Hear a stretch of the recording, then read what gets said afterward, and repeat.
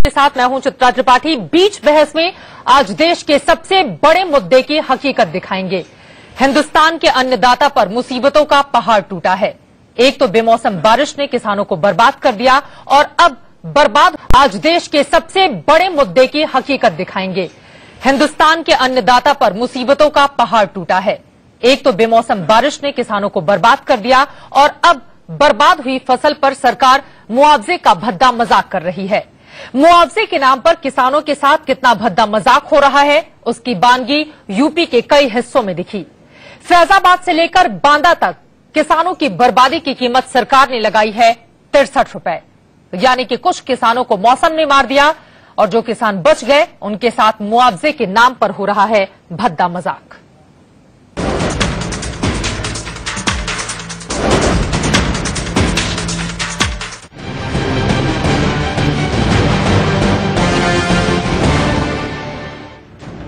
मोहम्मद जावेद 62 रुपए का चेक, मोहम्मद इलियास का 63 रुपए का चेक, मोहम्मद आफ्ताब का 63 रुपए का चेक, मोहम्मद नसीम का 83 रुपए का चेक। मेरा चेक जो मिला है हमको सिर्फ 62 और 63 रुपए का मिला है और नुकसान का रहा सवाल वो पूरा हो चुका है। दिल को समझाने के लिए मतलब जो भी मिल जाए उस खेत से वही हमारे लिए सब कुछ है। सरकार जो दे रही है 62 रुपए 63 रुपए, ये एक किस्म का मजाक कर रही है हम लोगों के साथ। इन चेक को देखकर आप कह सकते हैं कि हिंदुस्तान में कोई सचमुच भगवान की मेहरबानी पर जिंदा रहता है तो वो है इस देश का किसान। हिंदुस्तान में कोई सचमुच भगवान की मेहरबानी पर जिंदा रहता है तो वो है इस देश का किसान। देसी भाषा में कहें कि जब भगवान इंद्र नाराज हो जाते हैं यानी बेमौसम बारिश होती है तो उसका सबसे ज्यादा असर देश के किसानों पर पड़ता है। इस बार भी ऐसा हुआ है, लेकिन जब राहत के लिए सरकार सामने आई तो किसानों के साथ ऐसा भद्दा मजाक दिखने लगा जिसके बारे में कोई सोच भी नहीं सकता। हमारे पिताजी का 750 को मिला है और हम लोग 4 भाई हैं। अब बताइए इतने में हम क्या कर सकते हैं कि हम लोग अपने बच्चे वो कर सकते हैं कि हमारे पिताजी को हमको साल भर के लिए खाने पीने के लिए यहाँ क्या हो सकता है 750 में। क्या करें हम जितने दिया लड़का पढ़ाए के खाने के अपने रखे। किसान कह रहे हैं मुआवजे पर ऐसे मजाक से तो बेहतर था कि सरकार हमें मर जाने देती। बेमौसम बारिश से तिल तिल कर मरते किसान की हकीकत आप तक लाने के लिए इंडिया न्यूज की मुहिम में सच दिखने लगा है। सबसे पहले हमने विदर्भ में कपास की उजड़ी खेती दिखाई थी। ये दशरथ जी हैं और इनको ये जो बिल मिला है ये 3550 रुपए। 1300 रुपए तो खर्चा आता, फिर लाने का 200 रुपए आता, कैसा करने का। 1 एकड़ में कितना कपास होता है? 1 एकड़ में 5 क्विंटल। 5 क्विंटल। 1 एकड़ पे खर्च कितना आपका होता है? 22-23 हजार का खर्चा है ना। 22-23 हजार का, तो फिर तो आपको घाटे में है। घाटे में करके तो आत्महत्या कर रही है। कितना है ये खेत? ये 10 एकड़ है। 10 एकड़। हाँ। कब आपने बोया था? ये मई महीने में बोया था। पिछले साल? पिछले साल मार्च हो गया। मार्च हो गया। कैसी रही है खेती आपकी? ये साल तो कुछ भी नहीं रही। विदर्भ के बाद बुंदेलखंड के किसानों का दर्द हमने आप तक पहुंचाया। दशाराम एक आदमी जो 3.5 बीघे खेत का मालिक है, जोतदार है, वो अपनी सारी जोत गिरवी रख देता है। गिरवी रखने के बाद उसको परिवार चलाना होता है, पेट पालना होता है, इसलिए वो बटाई पे लोगों के खेत लेता है और फिर खेती करता है। खेती के दौरान उसकी पूरी फसल मारी जाती है। माँ का श्राद्ध करता है, कर्ज लेता है। बेटी का ब्याह करता है, कर्ज लेता है। अपना परिवार चलाने के लिए लोगों का खेत बटाई पर लेता है, फसल मारी जाती है। कहीं से कोई मदद नहीं, दूर दूर तक कोई भी सहायता नहीं। वो इंसान खेत में जान दे देता है, या आप कहिए कि सदमे से उसकी जान चली जाती है। यह सूखे हुए बेर हैं और यह बेर इसलिए रखे गए हैं कि भूख लगेगी तो इनको खा लिया जाएगा। जब रोटी नहीं होगी, अनाज नहीं होगा पेट भरने के लिए, तो यह बेर जो खेतों से लाए गए हैं, यह बेर सूखे बेर हैं, आधे सड़े हुए, लेकिन इंसान खाएगा क्योंकि पेट का सवाल है। मैंने बगल में वैसे ही हाथ लगाया था ये जानने के लिए कि इस बड़े से बर्तन में क्या रखा हुआ है, तो मैंने कपड़ा हटाया तो ये पूड़ियां हैं, भरी हुई पूड़ियां हैं। इस आदमी ने 13 दिन पहले अपनी माँ का श्राद्ध किया था। उस श्राद्ध में यह पूड़ियां बच गईं। इस परिवार ने सहेज करके कोने में रख दिया है कि भूख लगेगी तो ये पापड़ सी हो गई पूड़ियों को पानी में डुबोकर उनको मुलायम कर खाया जाएगा। साहब ये जिंदगी है, और जब जिंदगी यहाँ आ जाती है तो इंसान सदमे से मरेगा। रुहेलखंड में किसानों को तिल तिल मरते देखा। यहाँ के किसानों को मिले मुआवजे का चेक देख लीजिए।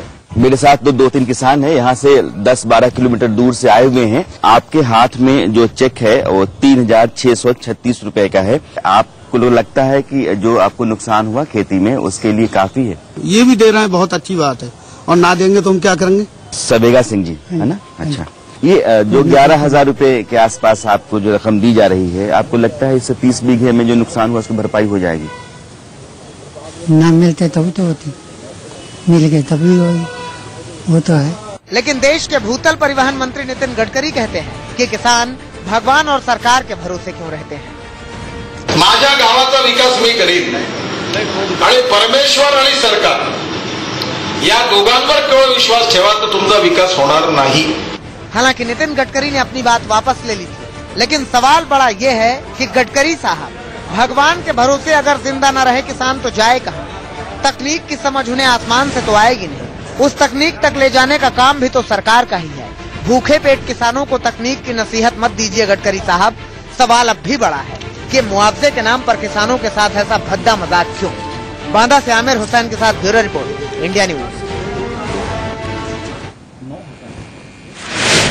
सवालों के घेरे में केंद्र के साथ ही साथ राज्य सरकार भी है और सवाल बड़ा ये खड़ा हो रहा है, क्या शर्म नहीं आई 62, 63, 64 रुपए के चेक बांटते हुए?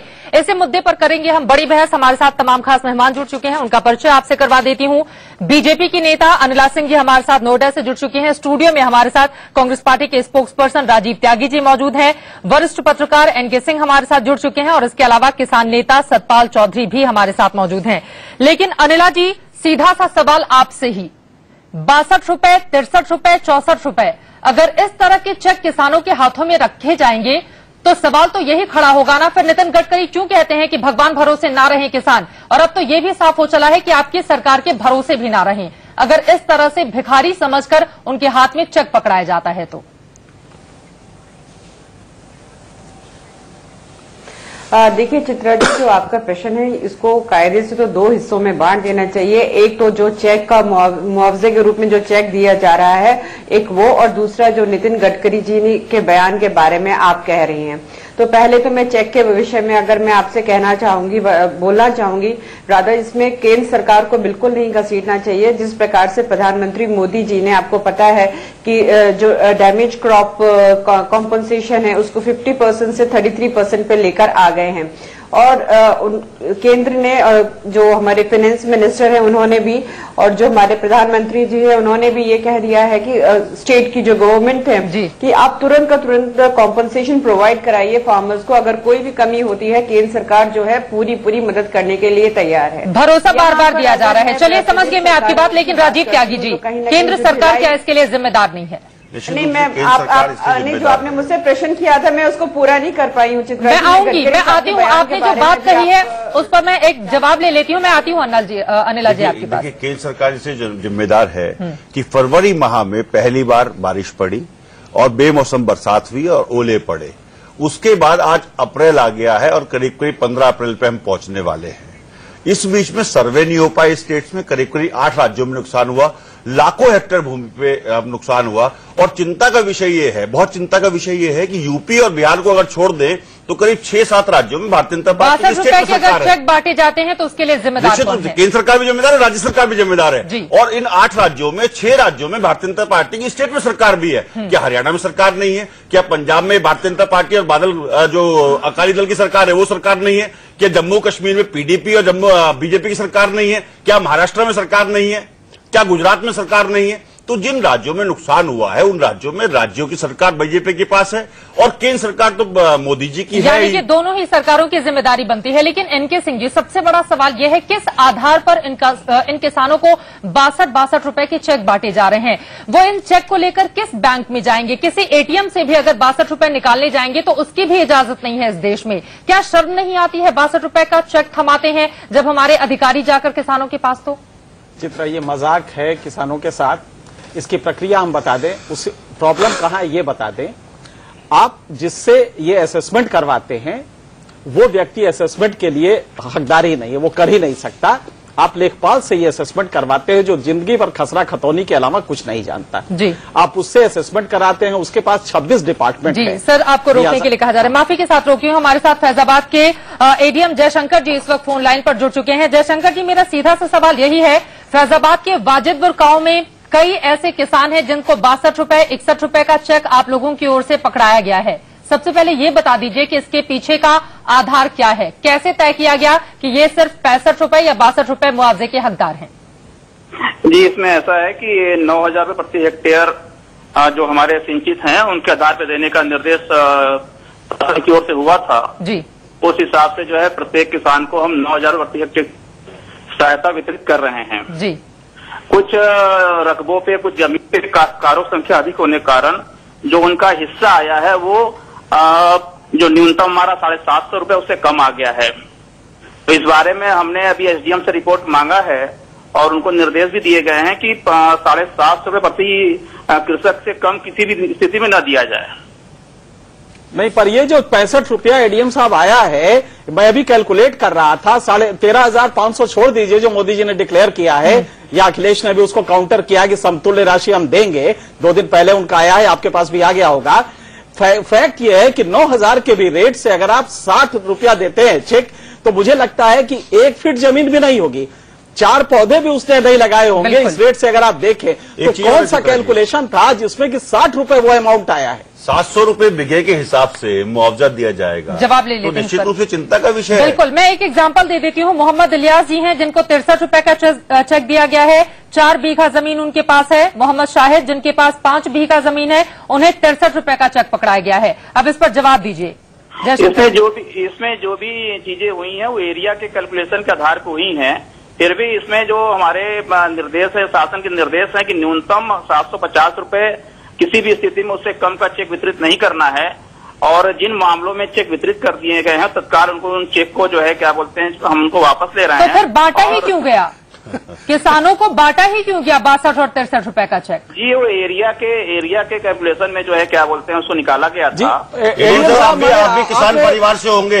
नहीं भी हो, मान लीजिए किसान परिवार से होने के बाद किसान का दर्द समझते होंगे आप। वो कैलकुलेशन आपका 3 फीट जमीन भी नहीं आती है, कैसे कैलकुलेट किया होगा आपने कि 60 रुपया इसका मुआवजा होगा 1 एकड़ में? अगर आप 1 हेक्टेयर में 9,000 दे रहे हैं तो ये करीब 10,000 स्क्वायर मीटर होता है।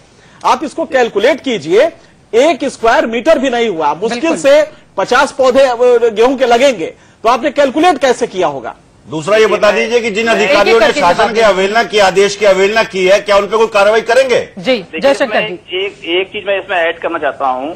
अभी हमारी जो सहायता हमने वितरित की है ये अंतिम नहीं है, अभी प्रथम किस्त वितरित की। But how did you come to this conclusion? आपने ये कैलकुलेशन कैसे किया होगा? 1 फीट जमीन लेके किया होगा? क्या उस किसान के पास 1 मीटर जमीन होगा? 3 बाई 3 फीट होगा उसके पास जमीन?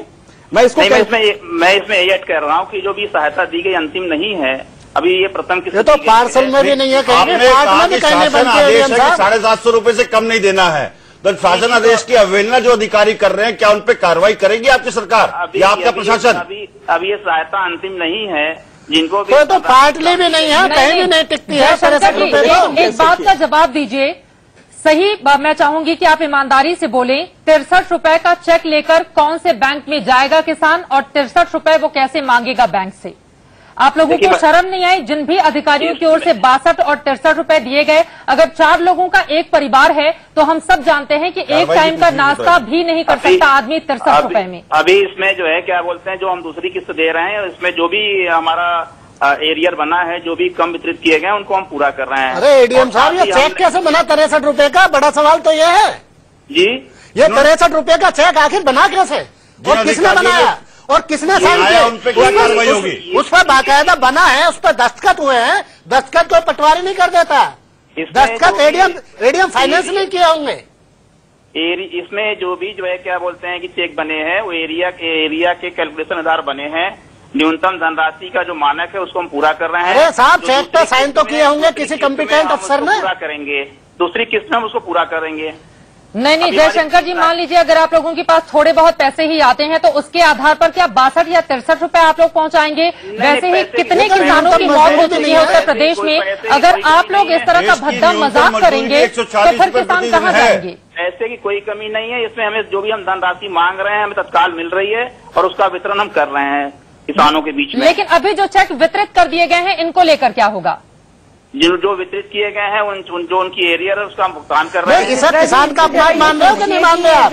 ये जो मजाक मान रहे हो कि नहीं मान रहे हो? एक सिस्टम है ये जो चेक जयशंकर जी, क्या ये चेक वापस लिए जाएंगे और फिर जो न्यूनतम मूल्य है वो उन लोगों को दिया जाएगा? कर रहे हैं वो चेक जो है वापस लिए जा रहे हैं और जो न्यूनतम है उसको दिया जा रहा है। लेकिन अब इंतजार किया जाए इसका। ये चेक वापस लिए जाएंगे और फिर जो न्यूनतम मूल्य है वो उन लोगों को दिया जाएगा? कर रहे हैं वो चेक जो है वापस लिए जा रहे हैं और जो न्यूनतम है उसको दिया जा रहा है। लेकिन अब इंतजार किया जाए कार्रवाई भी तो बताओ ना। न्यूनतम मूल्य किसानों को उनके हाथ में मिल जाएगा। ये जो इतना भद्दा मजाक किया, इस पर कार्रवाई क्या होगी? कल तक वितरित होगी जो है कर दिए जाएंगे। जो भी तहसीलदार हैं जिन्होंने भी इसमें किया है, तहसीलदार एसडीएम, उनसे जो है क्या बोलते हैं कि पूछा भी जा रहा है। और क्या कार्रवाई होगी उनके विरुद्ध? अब उनका जो है उनकी त्रुटि होगी तो कार्रवाई होगी, बिल्कुल कार्रवाई होगी। आप एश्योरेंस कर रहे हैं इस बात को चैनल पे? हाँ बिल्कुल, उनसे स्पष्टीकरण मांगा जा रहा है। ये दिखाई दे रहा है। तकरीबन कितने किसान ऐसे होंगे, अगर एक आंकड़ा आप हमें बता पाए, जिनको 62 और 63 रुपए का चेक आप लोगों की ओर से वितरित किया गया है? ये ज्यादा संख्या नहीं है, एक गांव का मामला ही सामने आया है अभी फिलहाल। एक भी हो, ज्यादा का मतलब नहीं, एक भी हो। एक भी क्यों? जले पे नमक छिड़कना। एडीएम साहब, एक भी चेक आखिर बना कैसे ऐसा 63 रुपए का? है क्या बोलते हैं कि जो भी न्यूनतम अनुबंध सहायता हम उनको प्रदान कर रहे हैं। नहीं जयशंकर जी, आपकी बात बिल्कुल मैं समझ गई कि न्यूनतम सहायता राशि जो भी होगी आप उनको प्रदान करेंगे, लेकिन सबसे बड़ा सवाल यही, अगर 62 और 63 रुपए आप लोग किसानों के हाथों में रखेंगे, जरा सोचिए उनके ऊपर क्या गुजर रही होगी। उसमें हम सर बिल्कुल मांग रहे हैं। आप लोग तो सीधे सीधे लोगों को उकसा रहे हैं, उन किसानों को उकसा रहे हैं जिनकी पूरी की पूरी फसल चौपट हो चुकी है। एक तरफ बारिश ने कोहरा मचाया और दूसरी तरफ आप लोग जैसे तमाम अधिकारी, दूसरी तरफ से आप कह रहे जले पे नमक छिड़क रहे हैं किसानों के। नहीं, आत्महत्या के लिए मजबूर किया जा रहा है सीधे सीधे, और इसमें जिम्मेदार हैं अधिकारी सारे, ब्यूरोक्रेसी जिम्मेदार है। चलिए जयशंकर जी, मैं चाहूंगी आप फोन लाइन पर हमारे साथ बने रहें और इस पर जवाब ले लेती हूं। एनके सिंह जी, सीधा सा सवाल यही है, अगर अधिकारियों की चूक इतनी बड़ी होगी और इनका कहना है कि न्यूनतम जो सहायता राशि है वो 750 रुपए है, लेकिन गलती से ऐसा हो गया है, तो क्या आपको लगता है कि इस तरह की गलती क्षमा योग्य है? ये तो सीधे सीधे उकसाया जा रहा है किसानों को। ये क्रिमिनल नेग्लेक्ट है ब्यूरोक्रेसी के पार्ट से। देखिए फैक्ट ये है कि 9,000 से बढ़ा के इस राशि को 13,500 किया, नरेंद्र मोदी जी ने घोषणा की। इधर समाजवादी पार्टी ने कहा, कल का जो लेटर है जो 42 डिस्ट्रिक्ट को इश्यू हुआ है उसमें उन्होंने ये कहा है कि साहब हम समतुल्य राशि देंगे, मतलब कि 13,500 केंद्र देगा, 13,500 राज्य देगा, 27,000 पर हेक्टेयर होगा।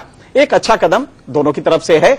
मुश्किल यह है कि जो ब्यूरोक्रेसी है वो इंडिफरेंट है, क्रिमिनल नेग्लेक्ट है उनकी तरफ से। आप देखिए लेखपाल से ये करवा रहे हैं, लेखपाल टेक्निकली इक्विप्ड नहीं है, वो घर में बैठा बैठा कर दे रहा है, घर में बैठा कर रहा है, तो यही 60 रुपए 70 रुपए यही तमाशा आ रहा है। नतीजा ये हो रहा है कि किसान अपना जब देख रहा है फसल तो वो जाके आम के पेड़ से लटक जा रहा है। तो सबसे पहले तो ये करे कि एक प्रॉपर असेसमेंट करवाएं। प्रॉपर असेसमेंट हो नहीं रहा है।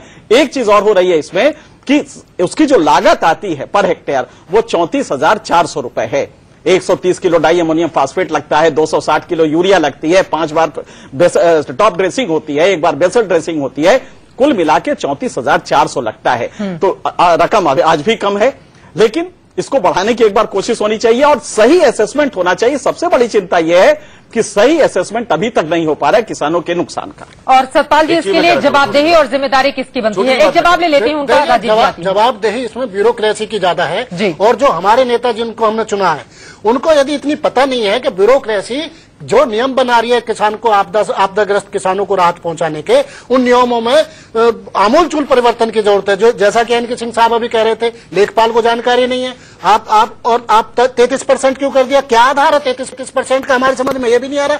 पहले 49% था, उसको बदल के 33 कर दिया। 33 का आधार क्या है आखिर? आप एग्रीकल्चर डिपार्टमेंट से कर रहा है, वो इक्विप्ड है, उसकी जानकारी। उसके अलावा ये कहना चाहेंगे कि जो बीमा कंपनियां हैं आप यदि सही असेसमेंट नहीं करोगे तो इसका मतलब ब्यूरोक्रेसी की और इस सरकार की बीमा कंपनियों से मिली भगत है, क्योंकि इसी असेसमेंट के आधार पर बीमा कंपनियों से फसल के नुकसान की भरपाई होनी है, क्लेम होना है।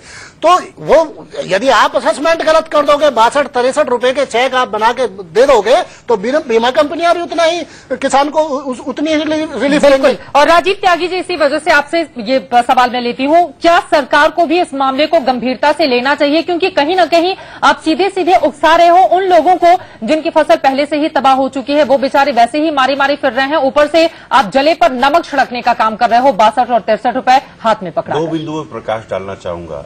एक तरफ मोदी जी बात कर रहे हैं डिजिटल इंडिया की, और ऑलरेडी हमारी सरकारों के पास, आपके पास सैटेलाइट सर्वे का इंतजाम है, आप सैटेलाइट सर्वे कर सकते हैं कि कितना कहां कितना डैमेज हुआ, क्या उसको करके सरकार जी, राजीव जी, माफी के साथ आपको मैं रोक रही हूं। संजीव बालियान जी इस वक्त हमारे साथ कृषि राज्य मंत्री जी फोन लाइन पर जुड़ चुके हैं।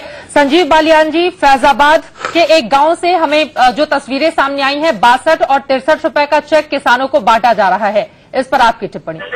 जी, मैं तो एक बात कहना चाहता हूं, जो आप बात कह रहे हैं ये पूरे प्रदेश में लागू है जी। अभी तक उत्तर प्रदेश सरकार ने ये भी क्लियर नहीं किया है, केंद्र ने 13,500 रुपए प्रति हेक्टेयर मुआवजा डिक्लेयर किया है। पहले उत्तर प्रदेश सरकार ने कहा था कि जितना केंद्र देगा उतना मुआवजा प्रदेश सरकार देगी जी। लेकिन अभी तक प्रदेश सरकार की तरफ से क्लियर नहीं किया गया, उस हिसाब से 27,000 रुपए प्रति हेक्टेयर मुआवजा है किसान का, तो मुआवजा उस हिसाब से मिलना चाहिए। अभी तक प्रदेश सरकार ने क्लियर भी नहीं किया कि मुआवजा किस बेस पे दे रहे हैं वो।